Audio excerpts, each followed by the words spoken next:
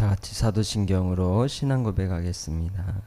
전능하사 천지를 만드신 하나님 아버지를 내가 믿사오며 그 외아들 우리 주 예수 그리스도를 믿사오니 이는 성령으로 잉태하사 동정녀 마리아에게 나시고 본디오 빌라도에게 고난을 받으사 십자가에 못 박혀 죽으시고 장사한 지 사흘 만에 죽은 자 가운데서 다시 살아나시며 하늘에 오르사 전능하신 하나님 우편에 앉아 계시다가 저리로서 산자와 죽은 자를 심판하러 오시리라.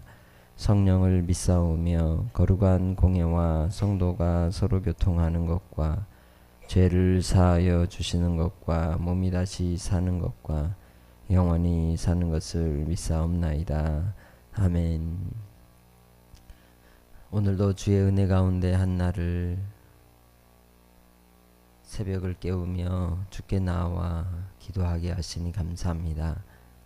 오직 하나님을 바라고 주의 말씀을 받잡고 믿음으로 섬기는 자가 되어 주께서 우리를 위하여 이루실 기쁨의 영광을 바라보며 믿음으로 나아가게 하여 주시옵소서. 감사하고 예수님의 이름으로 기도합니다. 아멘. 찬송가 543잔입니다.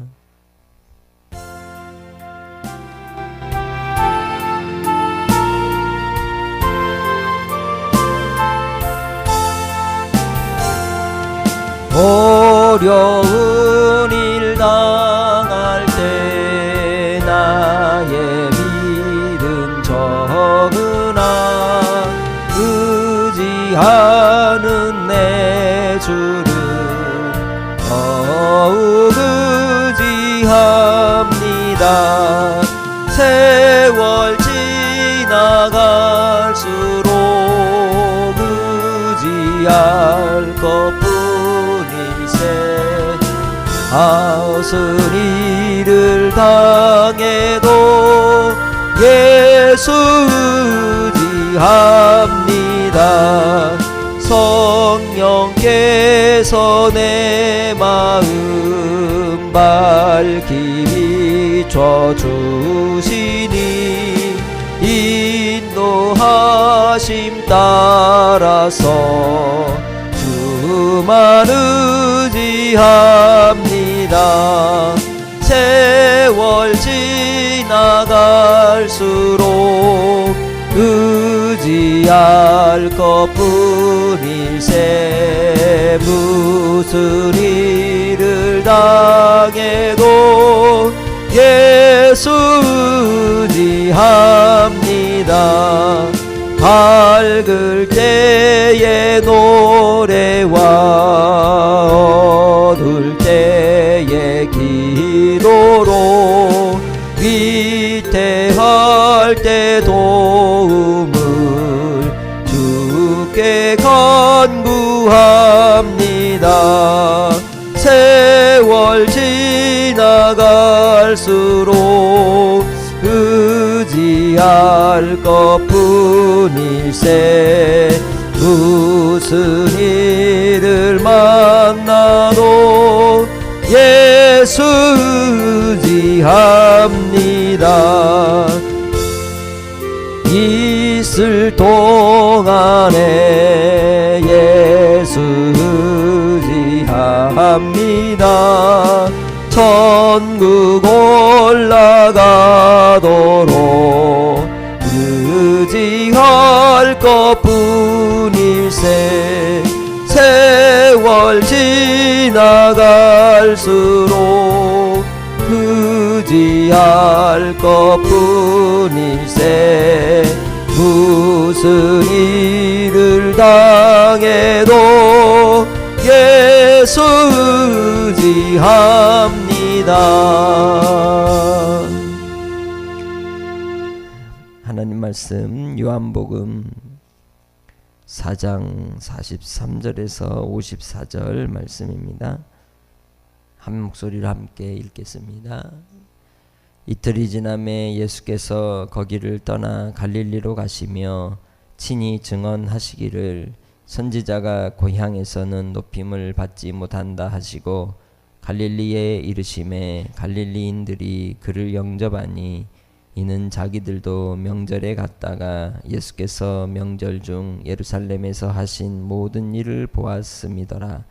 예수께서 다시 갈릴리 가나에 이르시니 전에 물로 포도주를 만드신 곳이라.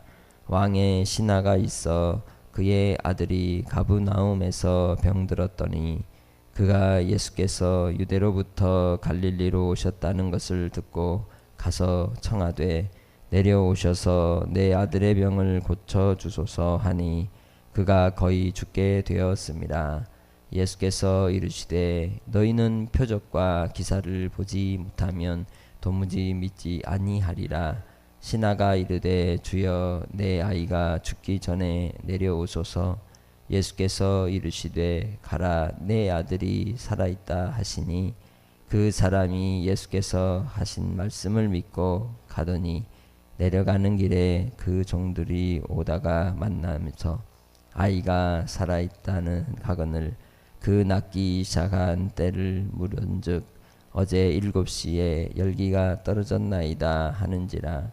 그의 아버지가 예수께서 내 아들이 살아있다 하신 말씀하신 그때인 줄 알고 자기와 그 온 집안이 다 믿으니라.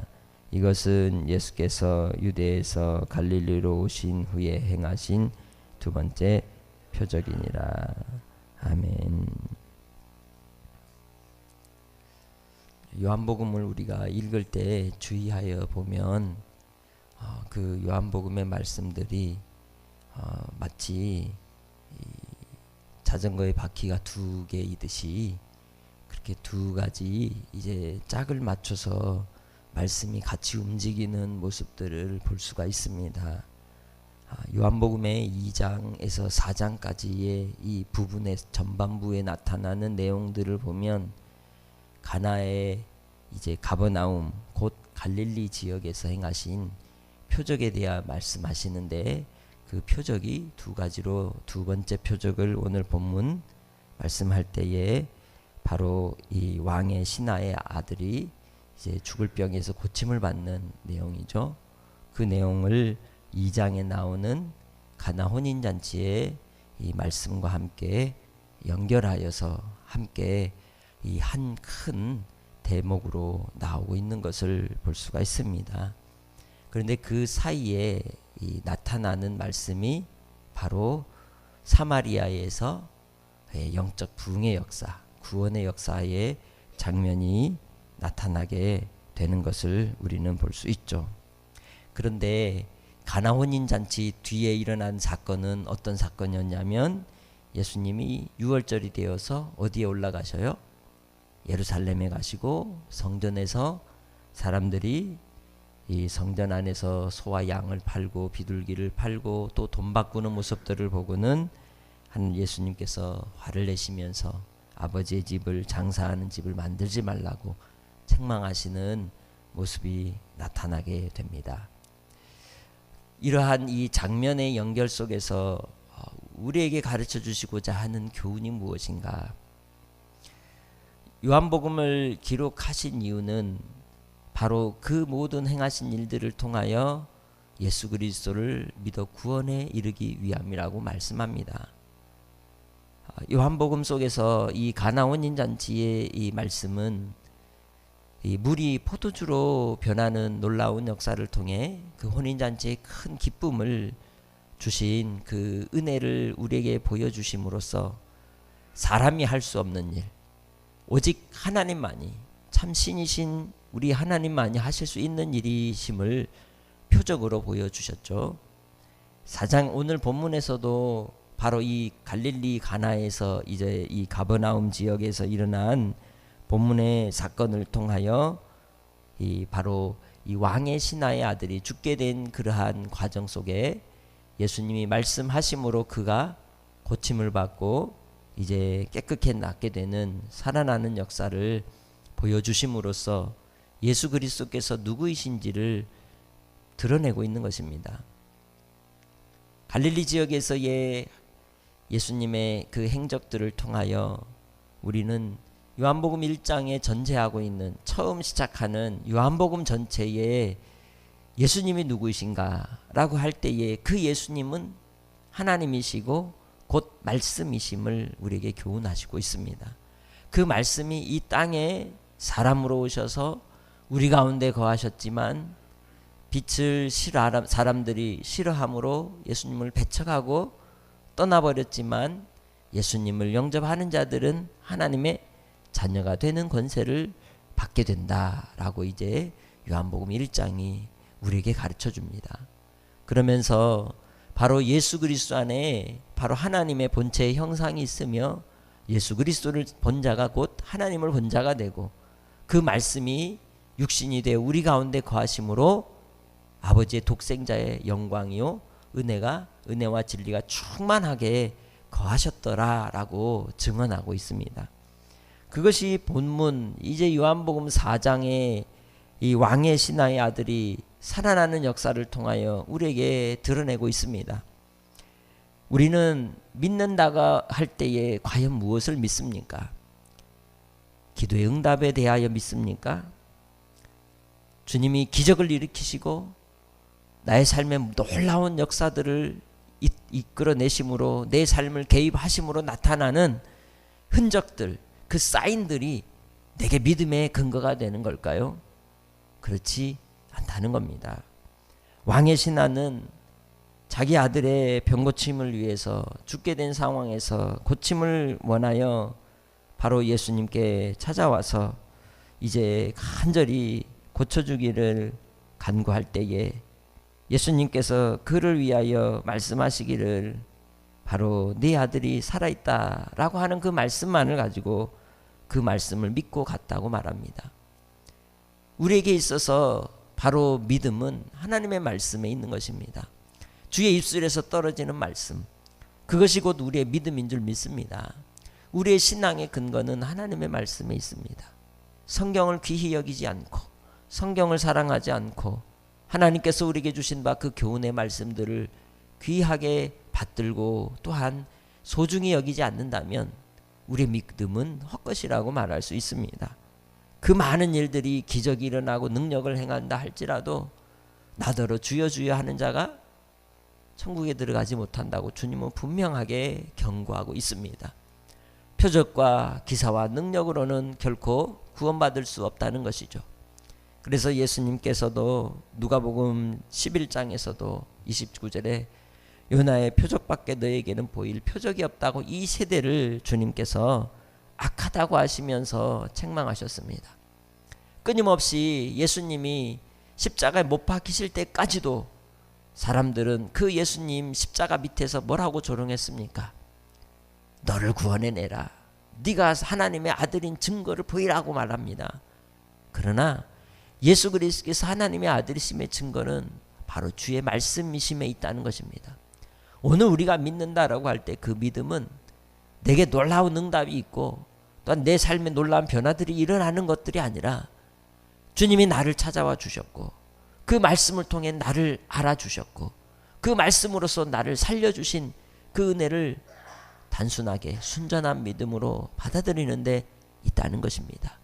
그렇게 믿음은 말씀으로 오신 우리 주님, 그 주님을 모셔드리는 것입니다. 함께 살아가는 것이 믿음이라고 말할 수 있습니다. 함께 살아간다는 것은 그 말씀이 내 안에 살아 역사하셔서 나와 동거하시고 나와 동행하시고 나와 함께 하심으로 여전히 내 삶이 말씀이 살아 일하시는 놀라운 은혜 가운데 거하는 삶인 줄 믿습니다. 그렇기 때문에 믿음으로 살아간다 할 때 그 믿음의 삶은 환경을 초월하는 삶이라고 말할 수 있다는 것이죠.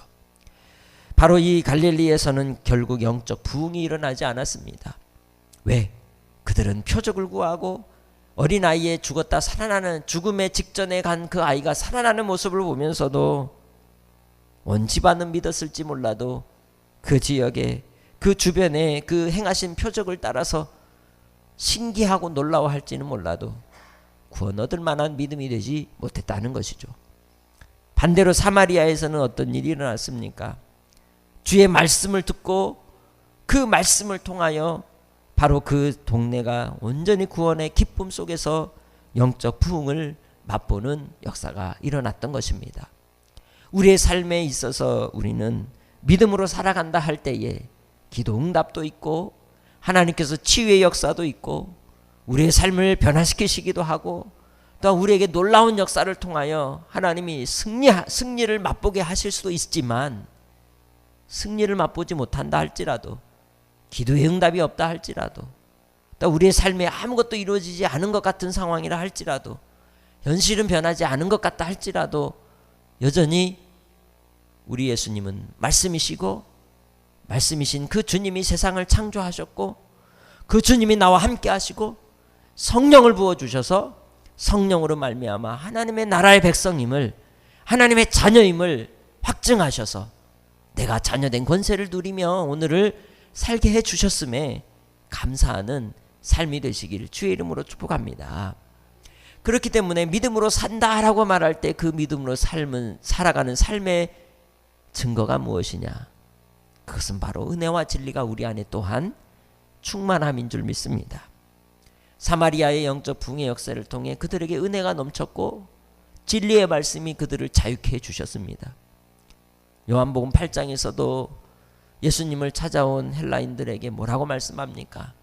진리를 알지니 진리가 너희를 자유케 하리라고 말씀하셨습니다. 하나님께서는 바로 그 아들 예수 그리스도, 말씀이신 예수 그리스도께서 친히 이 땅에 오심으로 우리에게 말씀이 우리를 살리시고 우리를 구원하시고 말씀을 통하여 또한 우리가 자유케 됨을 우리에게 드러내 주셨습니다. 그렇기에 우리가 이 땅의 삶을 통하여 주님 안에서 오늘 바로 갈릴리에서 행하신 두 번째 표적을 통하여 표적과 사인을 믿는 것이 아니라 말씀을 믿고 말씀 가운데 나를 구원하신 그 은혜에 감사하며 믿음 속에서 행하는 복된 하나님의 백성들이 되시길 주의 이름으로 축복합니다. 은혜와 진리가 우리 안에 말씀 가운데 충만할 때 주께서 우리를 통해 영광을 나타내 주실 줄 믿습니다. 영광을 드러내는 삶으로 이끌어 가실 줄 믿습니다.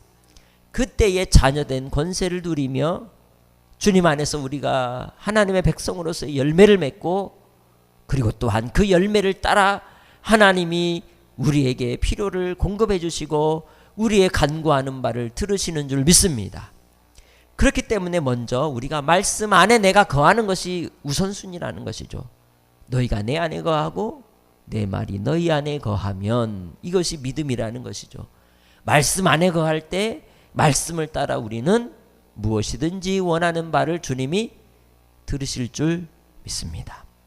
오늘 하루를 살아갈 때에도, 오늘 이 새벽에도 우리는 갈릴리의 사람들처럼 표적을 구하고 기적을 구하고 증거를 구하는 인생이 아니라 말씀을 그대로 아멘으로 받고 말씀을 받들어 섬길 수 있는 오늘 하루가 되셔서 성경 66권을 통하여 우리에게 그때그때 주시는 교훈의 말씀을 따라 아멘으로 받아 우리의 심령에 주님이 주시는 은혜와 진리가 충만한 영적 삶으로 오늘 한 날도 성령 충만함으로 승리하는 복된 성도들이 되시기를 주의 이름으로 축복합니다.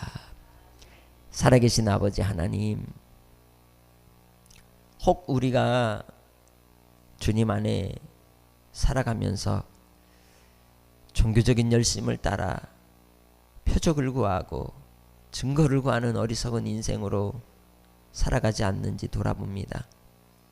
이미 주님이 우리에게 말씀이셨고 그 말씀이 우리 가까이 계심에도 불구하고 우리는 그 가까이 계신 주님 그 말씀 안에 거하지 아니하고 새로운 것을 쫓으며 더 멋있는 것, 더 나은 것을 추구하며 살아갔던 어리석음으로 이 땅에 살아왔던 삶임을 고백합니다.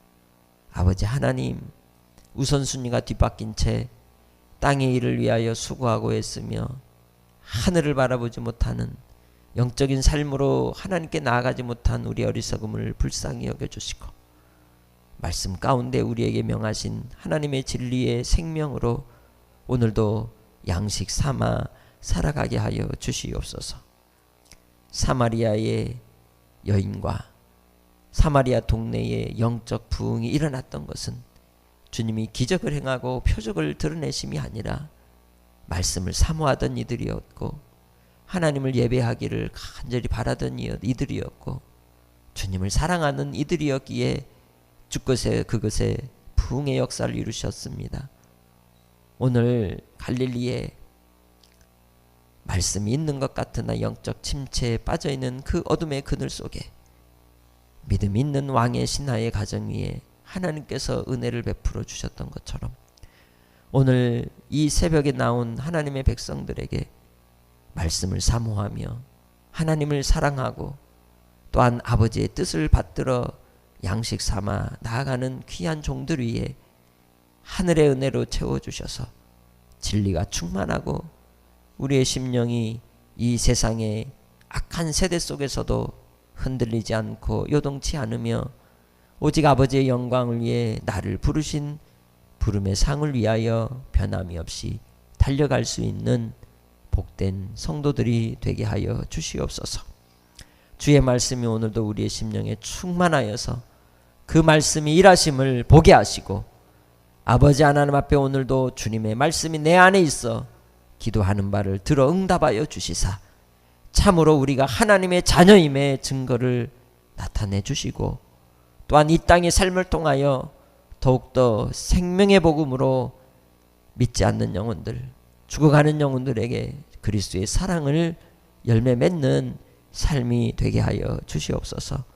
오늘도 이 새벽에 간구하는 종들의 기도를 들어 응답하여 주시고 하나님께서 우리 가운데 말씀으로 충만케 해주실 줄 믿사옵고 주님을 사랑하오며 예수님의 이름으로 기도합니다. 아멘. 하늘에 계신 우리 아버지여, 이름이 거룩히 여김을 받으시오며 나라의 마옵시며 뜻이 하늘에서 이룬 것 같이 땅에서도 이루어지이다.